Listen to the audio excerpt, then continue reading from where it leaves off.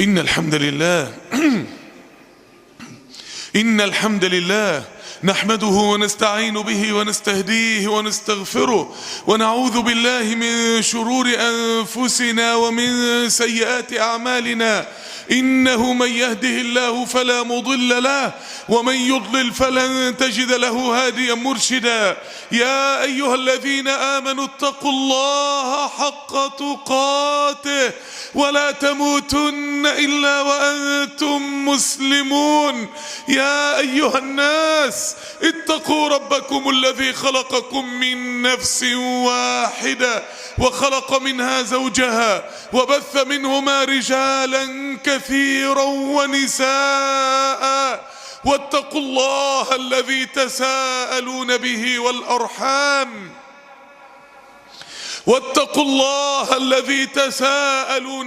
والأرحام إن الله كان عليكم رقيبا. يا أيها الذين آمنوا اتقوا الله وقولوا قولا سديدا يصلح لكم أعمالكم ويغفر لكم ذنوبكم ومن يطع الله ورسوله فقد فاز فوزا عظيما.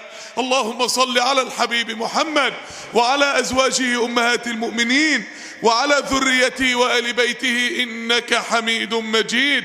أما بعد، فأسأل الله العلي العظيم أن ينزل على أهل هذه القرية من رحماته وبركاته.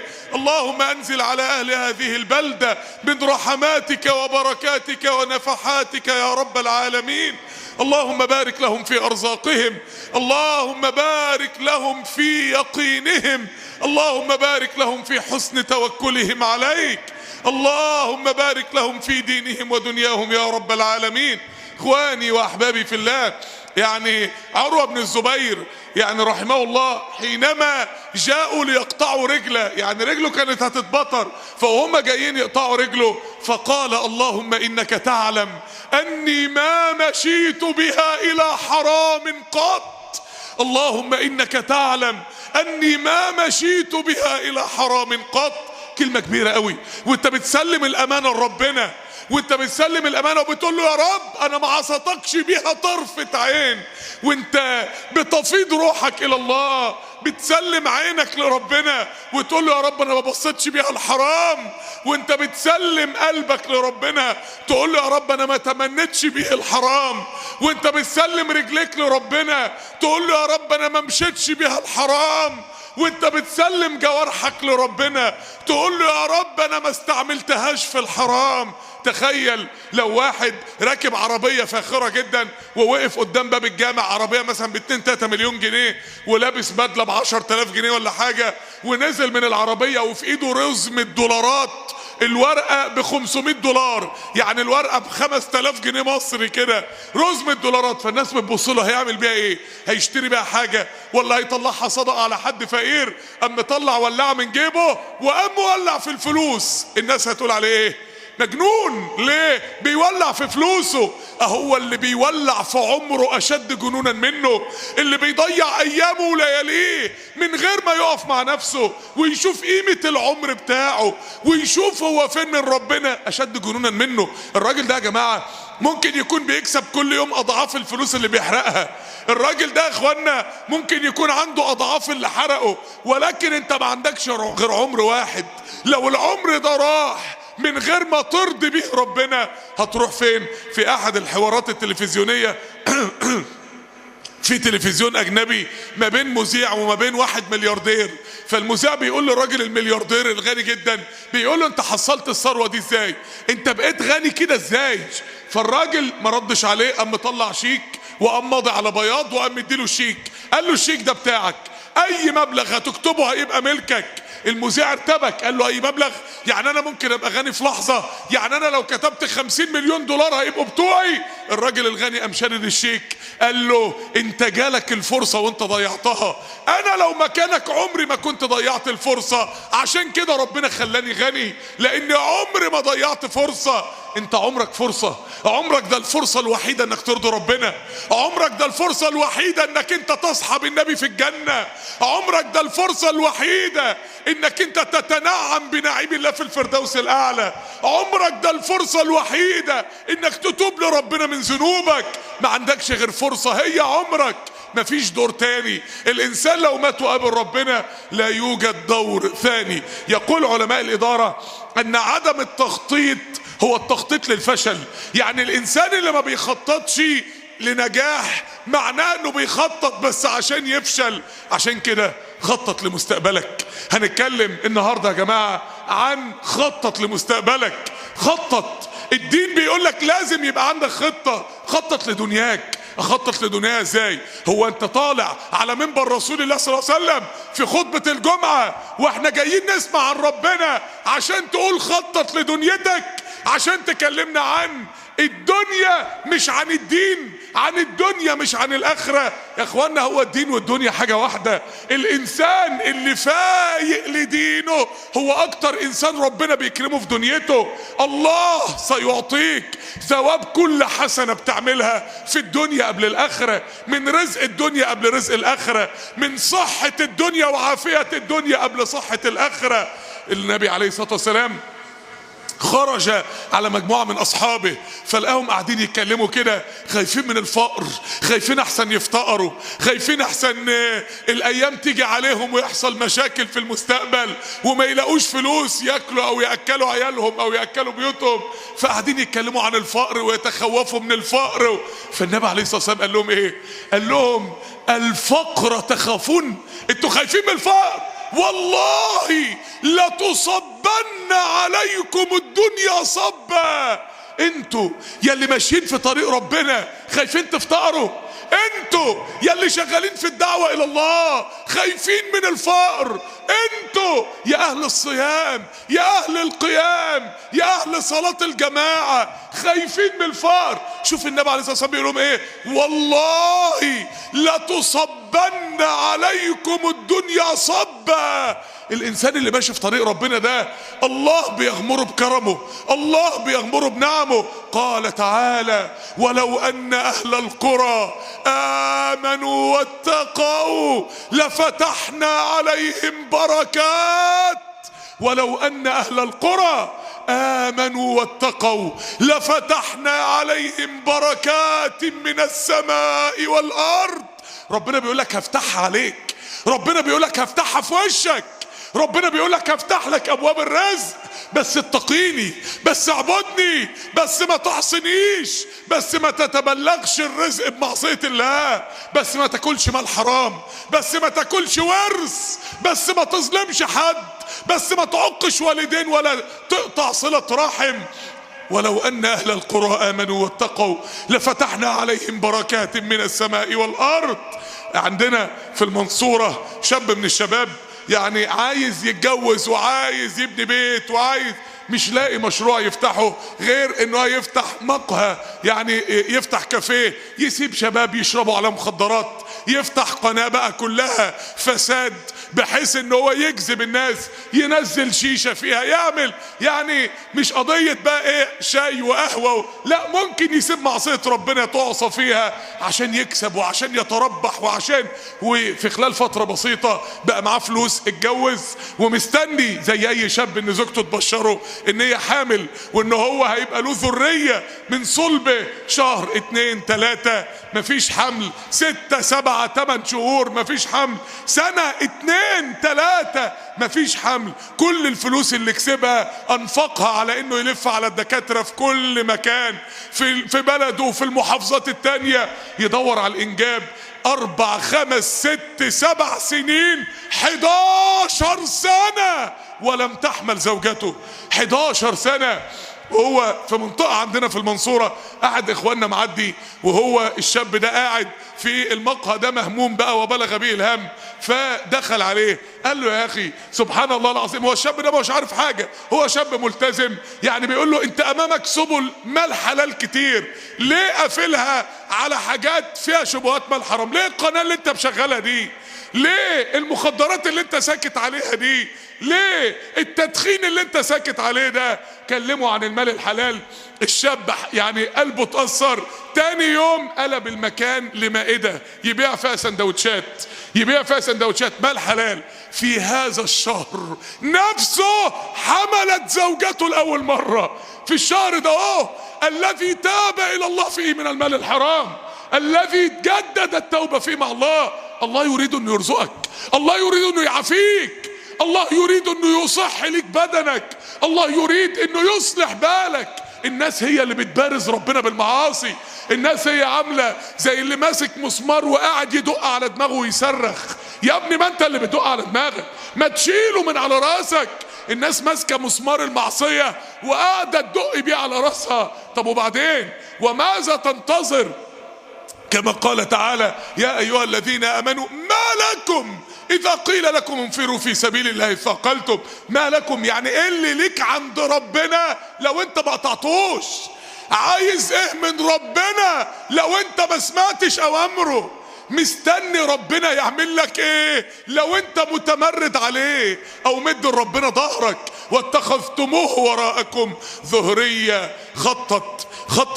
خطط لساعة الموت، خطط لساعة الاحتضار، خطط للحظة فراقك لهذه الدنيا. هي دي لحظة محتاجة تخطيط، لحظة محتاجة تخطيط رهيب، محتاجة تفكر فيها، لأن من عاش على شيء مات عليه. انت عايش على ايه؟ لو انت طالب وبتذاكر كل يوم 15 ساعة وفجأة نفت عليك في البيت 99% لاقيك بتذاكر. بالظبط كده. الانسان اللي عايش على طاعة لو ملك الموت نزل فجأة غالبا هيلاقيه بيعمل ايه؟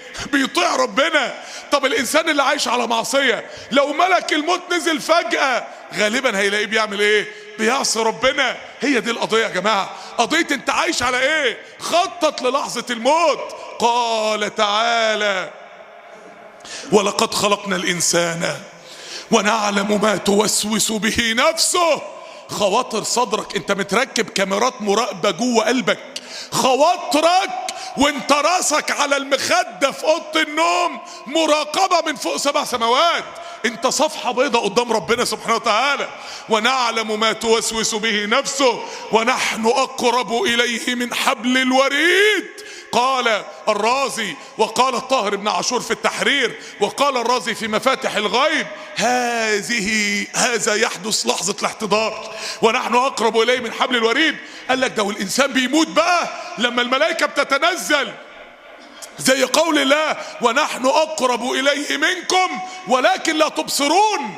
يعني الجراح بيعمل عملية للمريض هو والفريق بتاعه، ملك الموت نزل خد روح المريض والجراح ما هو شايف حاجة ولا حد شاف حاجة. ونحن اقرب اليه منكم ولكن لا تبصرون. ونحن اقرب اليه من حبل الوريد اذ يتلقى المتلقيان عن اليمين وعن الشمال قعيد. قال لك مين المتلقيان دول؟ وربنا ما قالش مفعول به ليه؟ يتلقون ايه؟ اقول لك تلقيت الكرة، يعني واحد بيحدف لي كرة تلقيتها. انما اذ يتلقى المتلقيان ايه؟ لم تذكر الآية هيتلقوا ايه؟ ومين المتلقيان دول اللي واقفين ملهوفين على حاجة مستنيينها؟ قال لك دول ملكين بيقفوا على يمين الانسان وشماله ساعة الاحتضار، ساعة الموت، مستنيين ملك الموت يخرج الروح ويتلقوا الروح منه. إذ يتلقى المتلقيان، مستنيين أول ما ملك الموت يخرج روح الإنسان فلا يدعوها في يده طرفة عين. إذ يتلقى المتلقيان عن اليمين وعن الشمال قعيد. تخيل واحد بيموت وهو بيموت يلاقي ملك الموت واقف عند راسه. أول مرة يشوف بقى، ويشوف ملائكة مد البصر كما أخبرنا النبي صلى الله عليه وسلم، إما بيض الوجوه وإما سود الوجوه والعياذ بالله. وبعد كده يلاقي ملكين واقفين على يمينه وشماله.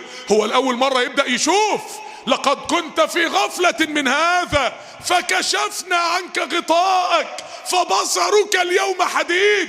انت الوقت خلاص شايف الدنيا وشايف الآخرة، زي واحد واقف على سور شايف الناحية دي وشايف الناحية دي، شايف الدنيا بحقارتها، الدنيا اللي شغلتك عن ربنا، الدنيا اللي فتنتك عن ربنا، وشايف الآخرة بعظمتها. أول مرة تشوف الملائكة دي كلها. هي الملائكة دي كلها عشان مين؟ عشان أنا؟ هو أنا عملت إيه؟ هو كل الملائكة دي عشان أنا؟ هو الموضوع كان كبير للدرجة ديت؟ هو الامتحان اللي احنا فيه كان خطير للدرجة ديت؟ إذ يتلقى المتلقيان عن اليمين وعن الشمال قعيد. ما يلفظ من قول، ما يلفظ من قول إلا لديه رقيب عتيد. قال لك مين الرقيب العتيد ده؟ قال لك ده دول ملكين كتابة الأعمال، واحد واقف عند رأسه هنا وواحد واقف عند رأسه هنا، واقفين يكتبوا عليه. قال لك طب الراجل ده بيموت، على قول هؤلاء المفسرين الراجل ده في الاحتضار، واقفين يكتبوا ايه؟ المفروض ملكين الحساب خلاص الراجل بيموت، كل واحد يطبق الصحيفة بتاعته، ده يقفل صحيفة الحسنات وده يقفل صحيفة السيئات عشان يسلموها خلاص. واقفين بيكتبوا ايه؟ قال لك ما يلفظ من قول، لو قال لا اله الا الله عند الموت يكتبوها، لو سخط على الله عند الموت والعياذ بالله يكتبوها، لو قال كلمة عند الموت يكتبوها. يعني الراجل بيفتح عينه لقى ملائكة مد البصر، ولقى ملك الموت عند راسه، ولقى متلقيان عن يمينه وشماله مستنين الروح، ولقى رقيب عتيد على يمينه ورقيب عتيد على شماله واقفين قاعدين يكتبوا عليه اعماله. اذا كانوا بيراقبوه في اللحظه دي، اذا كانوا مستنين هيقول لا اله الا الله ولا مش هيقول لا اله الا الله في اللحظه دي، امال باقي الحياه كان متراقب قد ايه؟ امال باقي الحياه اين هو كان؟ وجاءت سكرة الموت بالحق ذلك ما كنت منه تحيد. لما ملك الموت بقى يمد يده لينزع الروح من الانسان. الواحد ساعات يتخيل كده لو الواحد رايح لدكتور اسنان هينزع له درس، هيخلع له درس، والدكتور قال له من غير بنج مش هقدر ان انا اديك بنج. مش هتقدر تديني بنج ازاي؟ هتنزع درس من لحمي ودمي من غير بنج ازاي؟ تخيل بقى ملائكة الموت ما بتديش بنج للانسان وهي بتنزع روحه من كل عرق وعصب. خطط لهذه اللحظة، خطط للحظة الموت، خطط للحظة الاحتضار، خطط للحظة الوقوف بين يدي الله، لأن هذه اللحظة تأتي في أي لحظة. في أي لحظة ممكن الإنسان يبقى من أهل الآخرة. واحد وهو بيموت قالوا له قول لا إله إلا الله، قال لهم أعمل بها إيه؟ وأنا عمري ما سجدت له ولا سجدة واحدة والعياذ بالله. واحد وهو بيموت بيقولوا له قول لا إله إلا الله، قال لهم وهتنفعني بايه؟ وانا عمري ما سبت معصيه الا وعصيته بيها والعياذ بالله. احد اخواني عندنا في المنصوره في الناحيه التانيه من النيل منطقه كده اسمها طلخه، كل النيل نوادي افراح، كل النيل نوادي افراح. وسبحان الله ربنا بيقول لبيت أسس على التقوى من أول يوم. يعني المفروض المسلمين أول يوم في الجواز يأسسوه على تقوى من الله، أول يوم في الحياة الزوجية اللي هو يوم الفرح يأسسوه على تقوى. الوقت كثير من المسلمين بيأسسوه على معصية الله. العروسة تلبس لبس عاري، يجيبوا فرق يعني ممكن تعمل حاجات حرام، الكل لابس لبس، الاختلاط، المنظر. فمش بيت أسس على التقوى بقى، ده بيت أسس على المعصية. العريس والعروسة مروحين بيتهم أول يوم معاهم شنطة سيئات قد كده هو والعياذ بالله، وداخلين بيتهم بيقولوا يا رب ذرية ويا رب رزق ويا رب كرمنا ويا رب ألف بينا. منين يا اخوانا؟ منين؟ وانتوا بادئينها بطوفان معصية، وانتوا بادئينها بتمرد على الله وتمرد على حدود الله.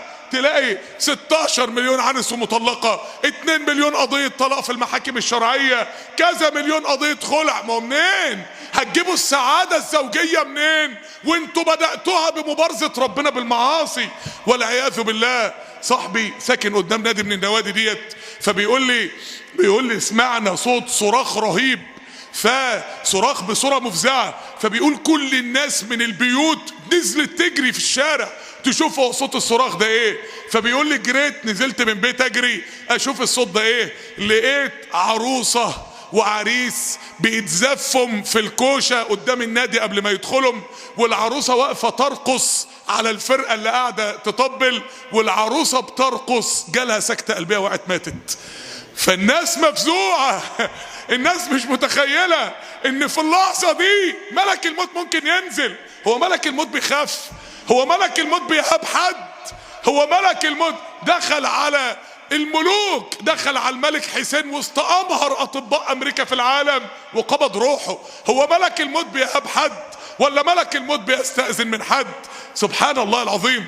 كنت مرة عندنا في المنصورة بكلم مجموعة من الشباب في الشارع، يعني بكلمهم عن ربنا، يعني جولة دعوية، يعني بكلمهم عن ربنا. فبقول لهم في دمياط جنبنا هنا في عمارة كان تحتها كوافير، وكان في 3 عرايس، العمارة وقعت ماتت 3 عرايس. فواحد قال لي ما كانوش 3. قلت له عرفت منين؟ قال لي انا الضابط اللي ماسك المنطقة هناك، المنطقة اللي فيها العمارة دي في دمياط. قال لي العمارة دي كان تحتها 7 عرايس وال7 ماتوا. قال لي والعمارة لحد دلوقتي ما فيش حد بناها تاني، يعني من العقدة اللي حصلت عند الناس اصحاب هذه الارض. قال لي من يومها الى الان ما فيش حد بناها تاني. 7 عرايس بالبنات اللي كانوا معاهم، بالفساتين اللي لابسينها، بالمكياج اللي بشعورهم اللي مسلمينها للرجال، يعني باسم ان هو بيزينوهم. سبحان الله العظيم يا اخواني في الله.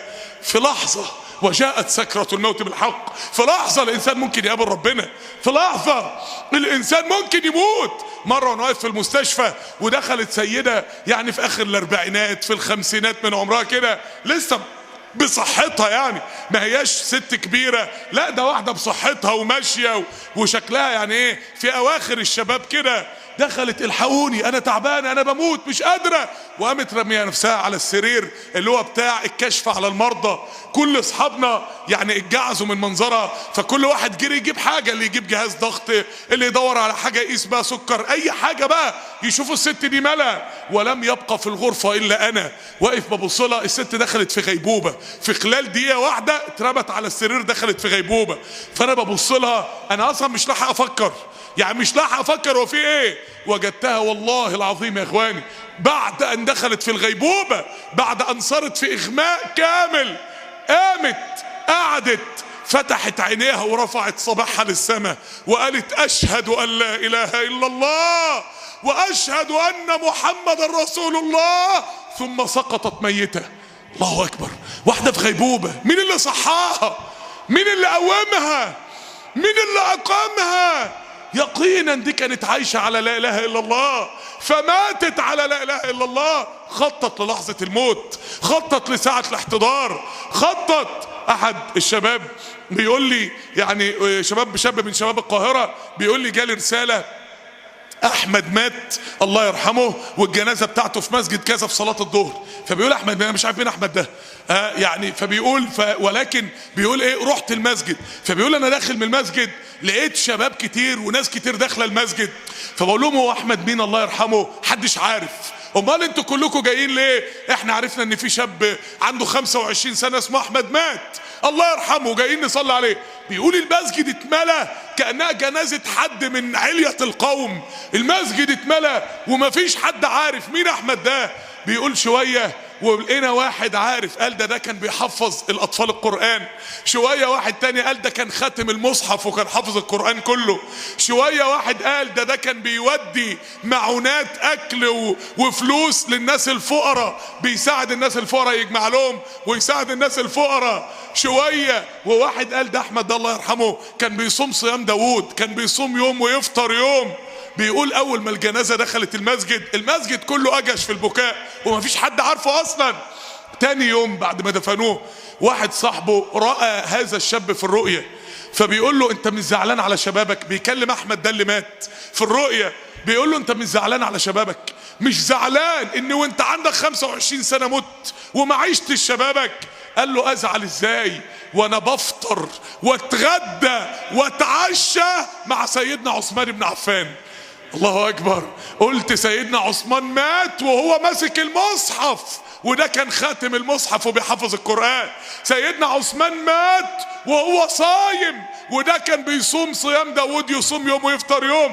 فلعل الله ألحقه به رحمة من الله سبحانه وتعالى. خطط لهذه اللحظات، خطط للقبر، خطط لنزلة القبر، خطط لأول ليلة ليك في القبر، لأول ليلة ليك في الدار الآخرة. قال تعالى واتقوا يوما ترجعون فيه إلى الله، واتقوا يوما ترجعون فيه إلى الله. ده الآية دي بتتكلم عن ايه؟ أول ليلة في القبر، أول ليلة اتقوا يوما ترجعون فيه إلى الله. هذه الآية هي آخر آية نزلت في القرآن، يعني آخر رسالة من السماء إلى الأرض عن أول ليلة في القبر. اخر آية نزلت ربنا بيقول لك استعد لأول ليلة في القبر، خطط لأول ليلة في القبر، واتقوا يوما ترجعون فيه إلى الله. قال رسول الله صلى الله عليه وسلم في الحديث الذي رواه أبو هريرة: إن الميت إذا وضع في قبره، إن الميت إذا وضع في قبره فإنه يسمع قرع نعالهم إذا ولوا مدبرين. النبي بيقول لك الميت أول ما بيتقفل عليه والناس وقفت بقى دقيقتين كده وبعد كده الناس ماشية، فبيقول لك الميت ده بيسمع قرع نعال الناس، قرع نعال الناس إذا ولوا مدبرين. يعني ايه قرع يا رسول الله؟ القرع ده ان انا اجيب حديد واخبط بيه على حديد، انما الناس لابسه احذيه جلد وماشيه بقى على ارض تراب ملهاش صوت اصلا، مفيش صوت. يعني لا يمكن انك انت تتبين صوت اقدام الناس وهي ماشيه غير بصعوبه. هو النبي قال عليه قرع ليه؟ ده وقع صوت رجليهم على قلب الميت وهو شايف نفسه هيتساب لوحده، هيتساب لوحده خلاص، ليس معه الا عمله، الكل غادروه. ان الميت اذا وضع في قبره فانه يسمع قرع نعالهم اذا ولوا مدبرين. قال رسول الله صلى الله عليه وسلم: فان كان مؤمنا يحصل مشهد غريب جدا في القبر، يحصل مشهد من اعجب ما يكون. كانت الصلاة عند رأسه، تيجي الصلاة زي بودي جارد كده، زي حارس امن كده، وتقوم واقفة عند راسه. كانت الصلاة عند رأسه، وكان الصيام عن يمينه، وكانت الزكاة عن شماله، وكان فعل الخيرات من الصدقة والإحسان إلى الناس عند رجليه. العبادات اللي كان بيعبد ربنا بيها تيجي زي حراس امن تقف حواليه كده داير ما يدور من كل ناحية. يا نهار ابيض، هو ايه اللي هيحصل؟ شوف الوقت اللي هيحصل، شوف المشهد. فيؤتى من عند رأسه، مين اللي يأتيه؟ ملائكة العذاب. ليه؟ الراجل ده عمل ذنوب يا جماعة، عمل ذنوب تستحق بها ان يعذب في قبره، فتيجي ملائكة العذاب عشان تعذبه بالذنوب بتاعته. يعني هو كان راجل مجتهد في العبادة وفي نفس الوقت له بعض ذنوب. فيؤتى من عند رأسه، تخيل فزعوا بقى وملائكة العذاب جايه له من عند رأسه، فإذا بمشهد رهيب. فتقول الصلاة: ما قبلي مدخل. الصلاة تقف لتدافع عنه في القبر. اللي مضيع صلاة الفجر، اللي ما بيصليش في جماعة، اللي ما عندوش ولو حتى ربع ساعة قبل الفجر بيصلي ربنا فيهم ركعتين، اللي ما بيصليش السنن الرواتب، هيندم ساعتها قد ايه. فتقول الصلاة: ما قبلي مدخل. فيؤتى من عن يمينه، ملائكة العذاب تجيله من عن الناحية اليمين. فيقول الصيام: ما قبلي مدخل. اللي ما بيصوموش يا جماعه، انا مش هقول في رمضان لانها اصبحت في مصيبه دلوقتي بين يعني بعض الناس اللي بتعمل في بعض، يقول لك انا مش قادر اصوم، ما اقدرش اصوم في رمضان. بل بعض الشباب يقول لك انا ما بصومش في رمضان. بل كثير من بنات ثانوي وشباب ثانوي ما بيصومش في رمضان والعياذ بالله. يقول لك رمضان في الحر. حر مين يا ابني؟ ده صيام الفرض، امال صيام النافله. حتى صيام 13 و14 و15 في الشهر العربي، الثلاث ايام البيض، يعني صيام اثنين وخميس سنة النبي عليه الصلاة والسلام. فيؤتى من عن يمينه فيقول الصيام: ما قبلي مدخل، ما فيش حد هيوصل له من ناحيتي. فيؤتى من عن شماله فتقول الزكاة: ما قبلي مدخل. فيؤتى من عند رجليه فيقول: فعل الخيرات من الصدقة والإحسان إلى الناس ما قبلي مدخل. مفيش عذاب قبر. ليه؟ بسبب العبادات. طب انت اخبارك ايه مع العبادات؟ طب انت جهدك ايه مع العبادات؟ وان كان كافرا. العلماء قالوا هنا كافر مش معناه كافر بالله، امال كافر يعني ايه والعياذ بالله؟ قال لك ده اللي هو الكفر بنعمة الله. مسلم في البطاقة. الحديث ده بيشرح مقابر المسلمين بيحصل فيها ايه. وان كان كافرا يؤتى من عند رأسه فلا يوجد شيء، مفيش حد يدافع عنه من العذاب. ثم يؤتى من عن يمينه فلا يوجد شيء، ثم يؤتى من عن شماله فلا يوجد شيء. ثم يؤتى من عند رجليه فلا يوجد شيء، يتعذب في القبر بتاعه ومفيش عبادة تحميه. ثم يأتيه ملكان فيجلسانه فيجلس مشعوفا خائفا، يجي له ملكان يقعدوه، يقعد بقى وهو مفزوع في ايه؟ شوف بيسألوه يقولوا له ايه؟ فهذا الرجل الذي كان قبلكم، انتوا في بلدكم كده كان في واحد كده كل ما يتقال اسمه الناس كلها تقول عليه الصلاة والسلام. كان في واحد كده في بلدكم. شوف الملائكة بتسأله عن سيدنا محمد بطريقة شكلها ايه، عشان بقول لك ان الحديث ده اصلا للمسلمين. ده ماذا يحدث داخل مقابر المسلمين. الراجل ده كان مسلم في البطاقة.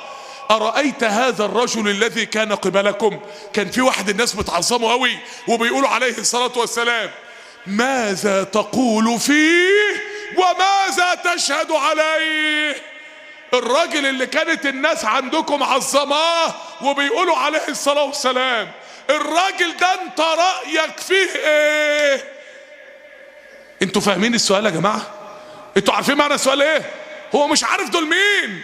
في ناس فاكرة ان الملكين في القبر هيجوا لابسين جلابية بيضة وحاطين السواك في جيب الجلابية وماسكين المصحف وغطرة بيضة كده جميلة وداخلين يقولك يا اخي المسلم نحن من عند الله الاحد الصمد الذي ارسل محمد بالحق والقرآن الصادق. قل لي بقى من ربك. يا سلام، هو امتحان القبر صعوبته ايه؟ ما حدش عارف دول مين اصلا، ما حدش عارف دول تبع مين اصلا.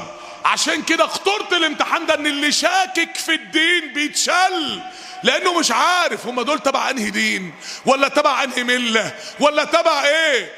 حتى بيسالوه ما يقولوش لا، ده يقولوا له الرجل اللي كان الناس مؤمنين بيه عندكم في بلدكم انت رايك فيه ايه؟ هو مش عارف. هو اصلا هو لو شاكك هيتشل. فيقول لهم اي رجل اي رجل، فيقولان له محمد. ما يقولوش عليه الصلاة والسلام بقى، محمد اللي اسمه محمد اللي الناس عندكم مؤمنة بيه، انت قولك في ايه؟ فيقول لا ادري. واحد شاكك والعياذ بالله، شاكك في دينه. لا ادري، سمعت الناس قالوا قولا فقلت كما قال الناس. كنت اقعد في القعده كده فواحد يقول سيدنا محمد يقولوا عليه الصلاه والسلام، اقول عليه الصلاه والسلام انا كمان. انما عمري ما وقفت مع نفسي، عمري ما فتحت القرآن وسألت نفسي هو انا فعلا موقن بالاسلام؟ هو انا فعلا موقن برسول الله؟ هو انا فعلا موقن بالدار الاخرة؟ ما وقفتش مع نفسي. سمعت الناس قالوا قولا فقلت كما قال الناس.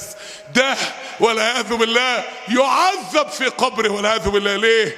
ما جهزش، ما تعبش عشان اول ليلة في القبر، ما خططش الاول ليلة في القبر.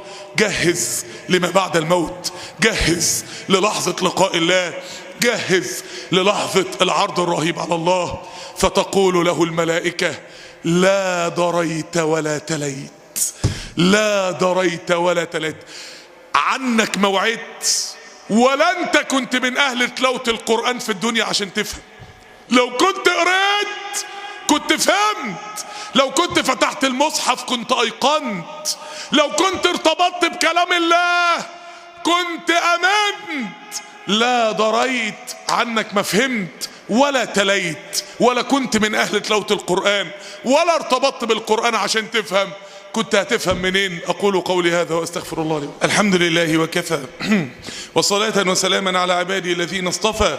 اللهم لك الحمد كله ولك الملك كله وبيدك الخير كله وإليك يرجع الأمر كله. اللهم صل على عبدك نبيك محمد صلى الله عليه وسلم في الأولين والآخرين وفي كل وقت وحين. أما بعد، إخواني وأحبابي في الله، يعني تخيل كده من باب التخطيط بقى، ده احنا بنتكلم عن التخطيط. تخيل كده لو انت ليك واحد صاحبك موظف حكومة على قد حاله قوي، المرتب بتاعه بالعافية ماشيه هو ومراته، ومن يوم 20 في الشهر يبدأ يستلف عما يقبض المرتب الجديد، ويعني ماشية بالعافية. فمرة ماشي كده لقيت واحد راكب عربية مرسيدس فخمة جدا، فانت يعني مدهوش من العربية، بتبص لقيته صاحبك. هو ايه ده؟ ده واحد مديها له يسوقها ولا ايه ده؟ وبعد كده قام وقف العربيه قدام فيلا فاخره، قصر فاخر، واول ما وقف العربيه نزل 3 4 فتحوا له الباب واتفضل يا باشا واتفضل حضرتك. ايه ده؟ دي الفيلا بتاعته، ودول الخدم اللي عنده، ودي العربية بتاعته. هو ايه ده؟ هو النقلة دي حصلت له ازاي؟ فانت جريت عليه قلت له يا فلان، قال لك نعم. قلت له انت جبت الكلام ده امتى؟ ده انت راجل فقير وعلى قد حالك، انت حالك اتقلب كده امتى؟ قال لك بص بقى، انت صاحبي وحبيبي وما اقدرش اكذب عليك ابدا.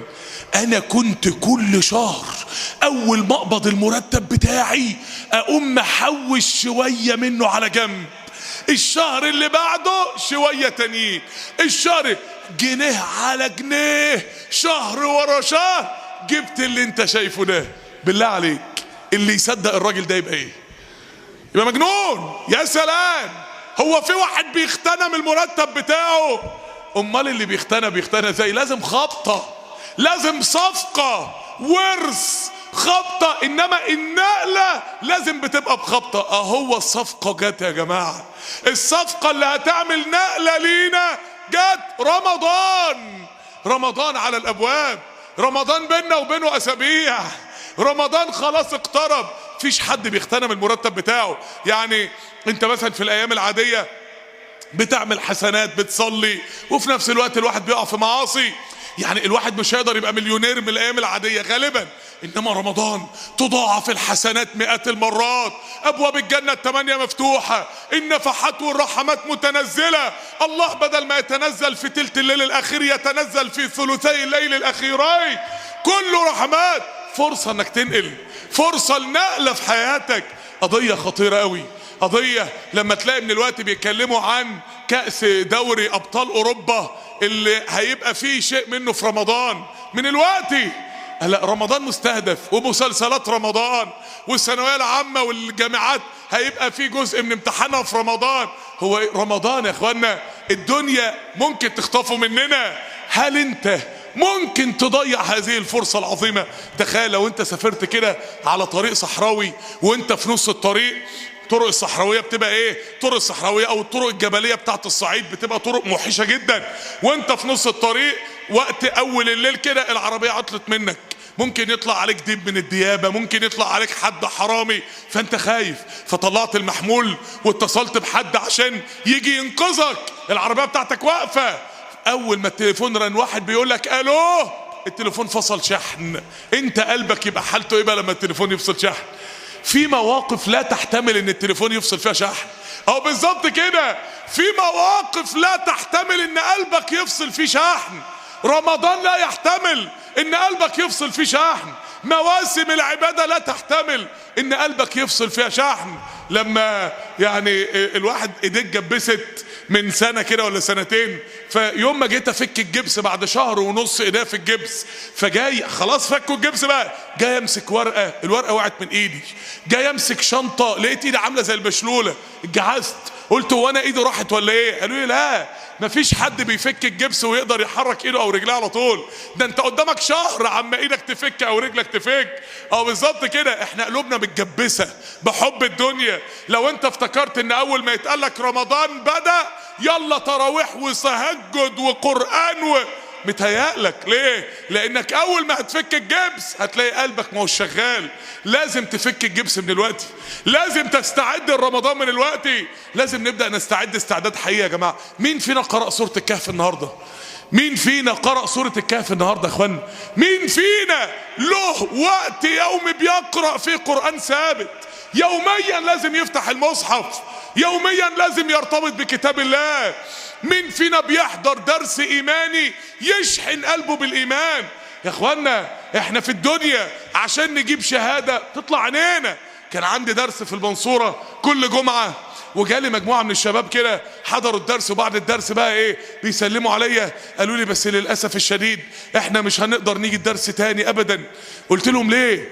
قالوا لي اصل احنا من المحلة، انت في المنصورة واحنا في المحلة ما نقدرش نيجي الدرس خالص. قلت لهم طب هو انتوا ده طلبة ولا بتشتغلوا؟ لا طلبة. قلت لهم طلبة فين؟ قالوا لي في جامعة المنصورة. قلت لهم في جامعة المنصورة ده ايه؟ قلت لهم طب امال انتوا بتيجوا الجامعة ازاي؟ قالوا لي كل يوم بنيجي الجامعة، كل يوم. قالوا لي كل يوم. قلت لهم بس الساعة 7 الصبح دي المواصلات بتبقى نار، عشان تلاقي مكان في ميكروباص يوصلك ده انت بتطلع روحك. لا لازم نستحمل والتعليم قلت لهم يعني انتوا مش ساكنين في المنصورة سكن طلبة؟ قالوا لا، كل يوم بننزل عشان المحاضرات، قلت لهم يعني انتوا 6 ايام في الاسبوع بتنزلوا كل يوم، والدنيا طلوع روح في الزحمة عشان المحاضرات عشان الدنيا، ويوم الجمعة الفاضي اللي المواصلات فيه فاضية، اللي ما بين المحلة والمنصورة في ربع ساعة تلاقي نفسك موجود، مش هقدر انزل ليه؟ اصل ده الدين، اصل ده الدين، ده الاخرة بقى، فانا مش فاضي ما اقدرش. انما الدنيا تطلع عينيا عشانها، الدنيا اضحي عشانها. واحدة متصلة باحد اخواني من الدعاء بتقول له جوزي سافر بره في الخليج يشتغل، بعد اول سنة ربنا فتح عليه قوي، بعت لي اشتريت حتة ارض، تاني سنة رزقه ما شاء الله فضل زي ما هو، بعت لي بنيتها فيلا، تالت سنة بعت لي شطبتها وقفلتها، رابع سنة بعت لي فرشتها، خامس سنة مات رجع جثة مسكنش يوم واحد في الفيلا اللي متغرب بقاله سنين عشانها. قضية ان الانسان ممكن يفضل يفلح عشان الدنيا، في الاخر يموت قبل ما ياخد منها اي حاجة، قبل ما يطلع منها باي ثمرة.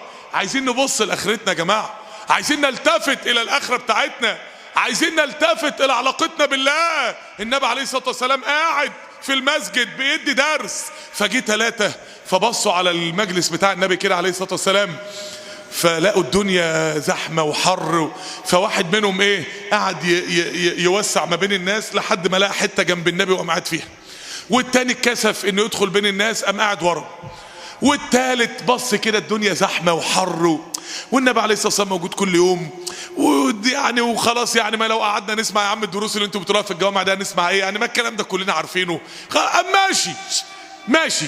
فالنبي عليه الصلاة والسلام ما عداش الموقف، قال لهم ألا أنبئكم بخبر الثلاثة؟ أقول لكم ال3 دول عند ربنا دلوقتي. أما الأول اللي شاف حتة وقعد فيها في الدرس فآوى إلى الله فآواه الله. إيه ده يا جماعة؟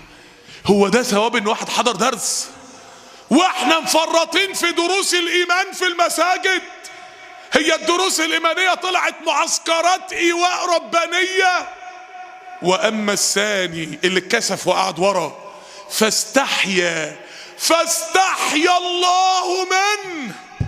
يعني ايه استحيا الله منه؟ إن الله حي كريم يستحيي إذا رفع إليه العبد يديه أن يردهما صفرا خائبتين. يعني استحيا الله منه، لو رفع إيده وقال يا رب ربنا هيستجيب دعائه. يعني اللي قعد ورا ده أقل جايزة، ده اللي قعد ورا خالص خد إجابة الدعاء، بقى مستجاب الدعاء، ده بسبب الدروس الإيمانية. أمال اللي مشي بقى يا رسول الله؟ وأما الثالث